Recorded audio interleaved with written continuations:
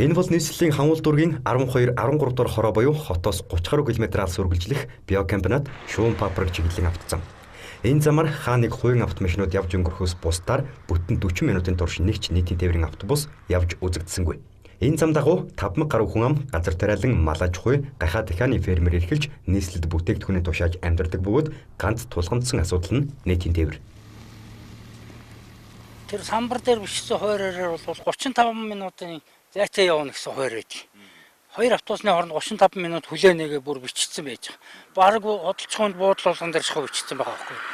Тэгээ яг ирээ зогсхлээ.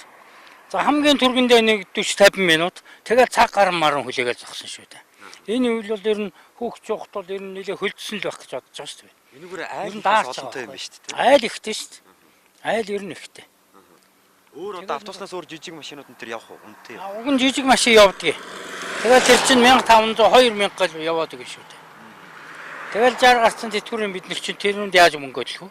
Тэгэл ингээл өнгөрдөг байхгүй. Тэгэл автобусаар харахаас өөр арга байдаг. Өвлийн хүнд бол өстой хэцүү юм байна. Өвлийн хүнд маш хэцүү. Үнэхээр хүндрэлтэй шүү дээ.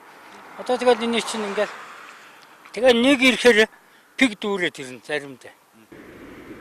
Өвлийн хас 30 хэмээн хүүтэнд хотын төв рүү явахын тулд цаг гаруй автобус хүлээж зогсох иргэдэд автобусны тэмдэглэгээ бүхий ганц шонгоосуур хань байхгүй, ядаж л нөмрөх газар байхгүй. Уг нь түн бүжгэнсэн хотын төвлөрлийг тэлж хотын захад амьдрал агууга үүд татаж яваа иргэдтэй нийтийн тээврийг нь хүрэлцээтэй болгож өвлийн цагт дулаан автобусаар хүлээлгэхгүй тээвэрлдэг болчихвол хотын захын энэ хэсэгт бас нэг хөгжил нь болох гээд байна.